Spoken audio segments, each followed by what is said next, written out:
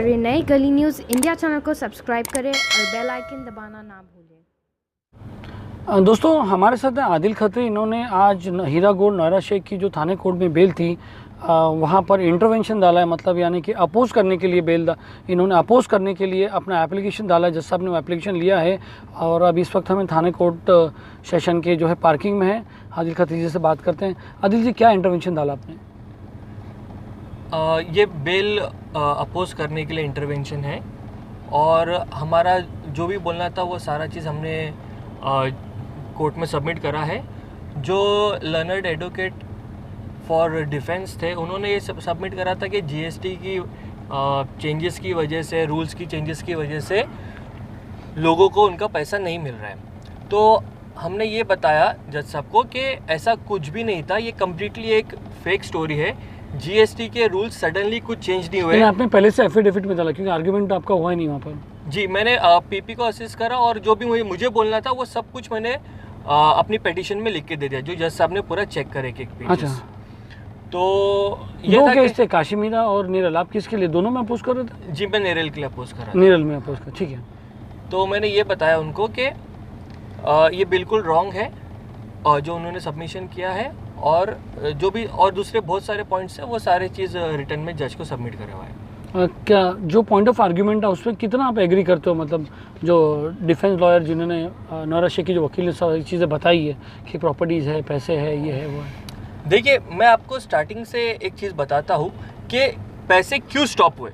पैसे इसीलिए, उनका क्या बोलना था कि पैसे क्यों स्टॉप हुए, क्योंकि जीएसटी के रूल्स में चेंजेस हुए, बैंकिंग ट्रांजैक्शन के रूल्स में चेंज हुए, इसकी वजह से लोगों को पैसे नहीं मिल रहे थे। पर ये बात बिल्कुल कंप्लीटली फॉल्स है, झूठी बात है ये। ऐसा कुछ भी नहीं हुआ है, ना ही आज कोर्ट के अंदर कोई ऐसे रूल्स, ऐसे सर्कुलर, जीआर डिफेंस एडवोकेट के थ्रू से सबमिट हुए जज को ये कन्विंस करने के लिए कि सही में जीएसटी के रूल्स में चेंजेस हुए थे, इस वजह से जो इन्वेस्टर्स थे उनको पैसे नहीं मिले। बिल्कुल ये सब कुछ सबमिट नहीं हुआ, क्योंकि ऐसा कुछ है ही नहीं, तो वो सबमिट क्या करेंगे। तो ये सब पॉइंट्स पे हमने अपोज करे हैं और हम लोग ये चाहते हैं कि इन्वेस्टर्स को, सारे इन्वेस्टर्स को उनका पैसा मिल जाए, और कोई पर्पसली नहीं चाहेगा कि नौरा शेख जी अंदर रहे, पर जब तक इन्वेस्टर्स को पैसे नहीं मिलेंगे तब तक हम लोग ऐसी हमारी लड़ाई लड़ते रहेंगे। जो उन्होंने कहा कि जो पैसे हैं कोर्ट में जो जमा है, जो सीज है, और जो प्रॉपर्टीज़ के लोग हैं उनको हम 4-4 महीने में देंगे, उससे क्या कहना है? देखिए, मैं आपको एक बात बताऊं, हर 2 महीने में, 1 महीने में एक नया एडवोकेट आते हैं, वो अपनी नई थियरी रखते हैं और वो हिसाब से वो कोर्ट में सबमिट करते हैं। तो इसलिए इन्वेस्टर्स का भी भरोसा उठते जा रहा है कि एग्जैक्टली इनका मोड ऑफ पेमेंट क्या है, क्या देने वाले हैं, वो किसी को समझ में नहीं आ रहा है, क्योंकि हर एक नया आता है और वो अपनी नई स्टोरी एक रखता है, नया डिफेंस का पॉइंट रखता है। तो आई डोंट थिंक सो कि जज साहब उनसे कन्विंस हो गया, बट लेट्स सी, हम लोग सबको ऑनरेबल कोर्ट का। आदिल खत्री खुद से आए हुए कि इनका, आपके जो कंप्लेनेंट थे उन्होंने कहा बेल आउट करने? नहीं, मैं एज एन एडवोकेट मुझे अपॉइंट किया गया है और मैं जो इन्वेस्टर्स हैं उनके बिहाफ पे आया हूँ। जो कंप्लेंट किए? हाँ बिल्कुल, आपके थ्रू? नहीं, वो हाँ, उन्होंने मुझसे गाइडेंस लिया था कि किस तरीके से आगे बढ़ना है चीज़ों में, और उन्होंने सब प्रॉपर कोर्ट के थ्रू से सब। इंटरवेंशन आपको अलाउड हुआ? हाँ बिल्कुल अलाउड हुआ। आप तो मौजूद थे वहाँ पर, आप खुद कोर्ट रूम में थे। तो अभी डायरेक्ट अभी 2 तारीख को जो है फैसला हो जाएगा कि आपको भी बीच में मौका मिलेगा? नहीं, मेरे को जो बोलना था वो मैंने रिटर्न में सबमिट कर दिया। अच्छा, जो मुझे बोलना था वो सब कुछ ऑन रिकॉर्ड होता है। क्या किया? बहुत सारी पॉइंट है, मैंने 15 पेज का जो सबमिट करा हूँ। तो छोटी मोटी पॉइंट्स तो बताइए। देखिए, पूरा मैंने स्टार्टिंग से वो बताया था कि कैसे हलाल इनकम के नाम पर मुस्लिम कम्युनिटी के लोगों को, जो एजुकेटेड नहीं है, जो बैंकिंग ट्रांजैक्शन के रूल्स नहीं समझते, उनको कैसे बेवकूफ़ बनाया गया है। ठीक है, मैं आपको एक एग्जांपल देके समझाता हूँ कि बैंक्स जो होती है वो 6% इंटरेस्ट देती है, राइट। ये जो कंपनी थी साल, और ये जो कंपनी थी ये 36% दे रही है। अगर जो बैंक 6% दे रही है, वो एक्टर्स को ऐसे बैनर्स लगाती है उनकी फोटो के साथ कि हम वी आर गिविंग 6% इंटरेस्ट। ये कंपनी का ऐसा क्या बिजनेस था, जो कि आप मौजूद थे वहाँ पे, आपने सुना होगा कि जो आयो था वो भी ये बात को बोल रहा था कि इनका कोई बिजनेस ही नहीं है। कितने लोग ने हीरा गोल्ड के कपड़े पहने हैं?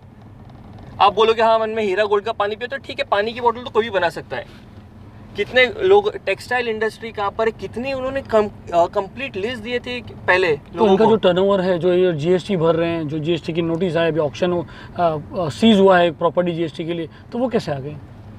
बिजनेस असेट होना अलग बात है और बिजनेस ट्रांजैक्शन होना अलग बात हाँ, है। तो जीएसटी तो ट्रांजैक्शन के बाद ही आएगा ना।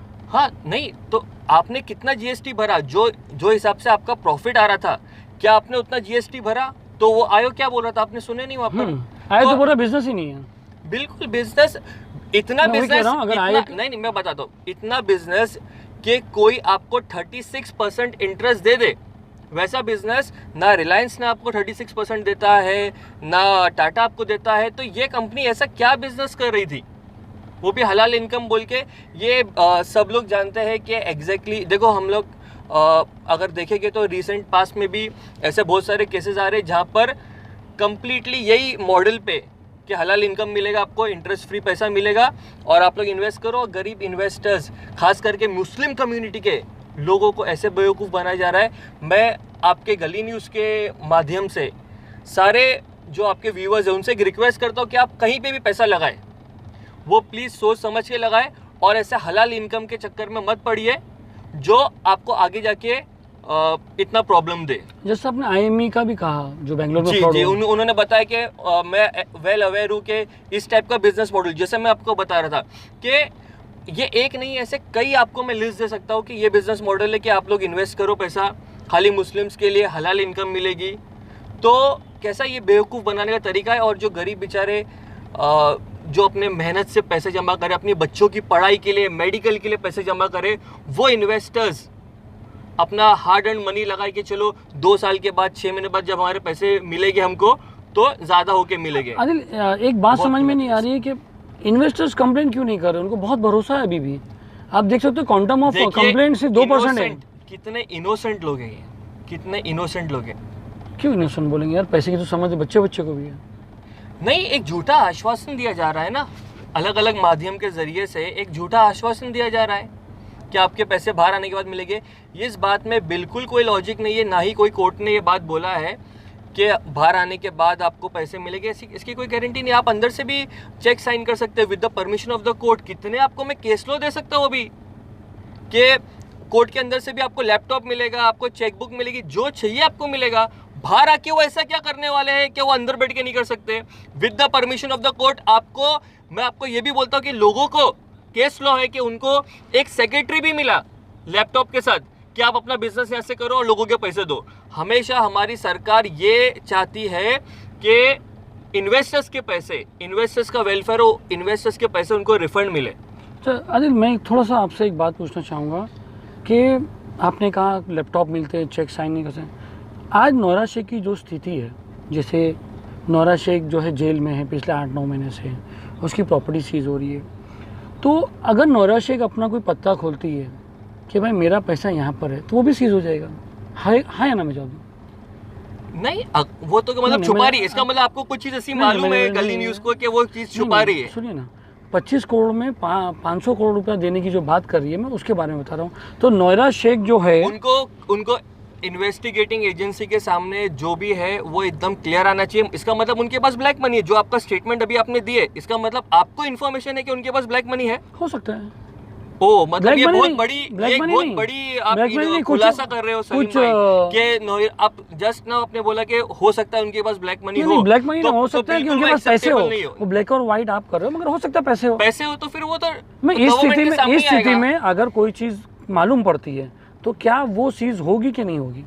समझो अगर 10 बैंक अकाउंट पता चला, अभी एक मिनट में सुनिए, 10 बैंक अकाउंट और पता चला कि भाई नौरा शेख के 10 बैंक अकाउंट है, ठीक है, तो क्या वो अकाउंट सीज होगी कि नहीं होगी? मैं आपको एक बात बताऊं, किसी का भी पैन कार्ड नंबर आप डालोगे ना, उसके जितने बैंक अकाउंट नंबर है सब बाहर आ जाएंगे।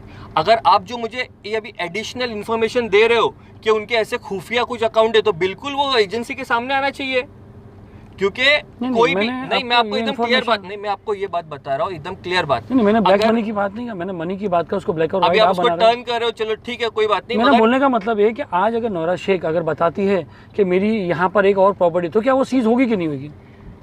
होगी कि नहीं होगी? जो भी पैसा उनका है वो उनको इन्वेस्टिगेटिंग एजेंसी के सामने क्लियर रखना पड़ेगा और जो भी इन्वेस्टिगेटिंग एजेंसी सही लगेगी वो काम वो करेगी। क्या वो तो सीज कर देगी पैसे? आप कैसे बोल सकते हो? हर जगह सीज होती है प्रॉपर्टी केसों में। आज कितने तो केसेस क्या ऐसी आपको लगता है, आपको क्या चाहिए कि वो प्रॉपर्टी बेच डाले? वो कितने केसेस ऐसे चुपके हैं से वो प्रॉपर्टी बेच, आपने बोला ना बाहर आके पैसे कैसे देंगे? हाँ मैं आपको भी बता रहा हूँ ना, हो सकता है वो बाहर आके वो प्रॉपर्टी बेच दे। बात सुनिए, तो आप who will मुझे give the guarantee? आप इस चीज में एडवोकेट हो, कितने ऐसे केसेस है जहाँ पर पैसे मिलना सबको चालू हो गए? मैं आपको ये बोल सकता हूँ, मैंने ये कहा कोर्ट का कि बहुत सारे कितने- केसेस है। बताइए, मैं 4-5 नाम बताऊं नहीं, जिनको 10 साल आप से यू नहीं कैन हुए। नॉट क्रॉस क्वेश्चन मी, मैं आपको बताता हूँ। आप ऐसा मुझे बताओगे कि ये केस में नहीं हुआ है? नहीं, प्रॉपर प्रोसेस ऑफ लॉ क्या है कि आपको कोर्ट आना है, कोर्ट के सामने अपनी कंप्लेंट रखनी है। ये प्रोसेस ऑफ लॉ है कि आपको कोर्ट के सामने, इन्वेस्टिगेटिंग ऑफिसर के सामने अपनी कंप्लेंट रखना है कि मेरा ये ग्रीवेंसेस है। अब जो कोर्ट डिसाइड करेगा वही होगा। देखो, लोगों ने वेट करके देखे उनका क्या क्या हुआ और उसके बाद भी उनको पैसा नहीं मिला। एट लास्ट परेशान होकर, ना चाह के, वर्ड क्या यूज कर रहा हूं, विदाउट देयर विल दे, उन लोग ने मुश्किल मतलब परेशानी में आके, मजबूरी में आके कंप्लेन दी। मैं आपको सलीम भाई बता दूं, कोई भी इंसान नहीं चाहता था कि कंप्लेन हो। सब लोग ये चाहते थे। आज आप भी क्या बोलते हो, आप भी क्यों आए हो यहाँ पे? क्योंकि आपको इन्वेस्टर्स की परवाह है, बराबर है। आपका तरीका अलग है, आप लोगों को माध्यम से आपकी इन्फॉर्मेशन देते हो, ठीक है, बहुत आई अप्रिशिएट इट, ओके। मगर जो कोर्ट का प्रोसेस है उसको चलने दीजिए। अगर कोर्ट को लगता है वो बाहर आके देगी तो वी विल वेलकम इट। हम लोग को ऑनरेबल कोर्ट का डिसीजन वेलकम है। तो लेट्स वेट, और जो भी कोर्ट फैसला करेगी वो सबको मानना पड़ेगा। बहुत बहुत शुक्रिया गलीम से बात करने के लिए।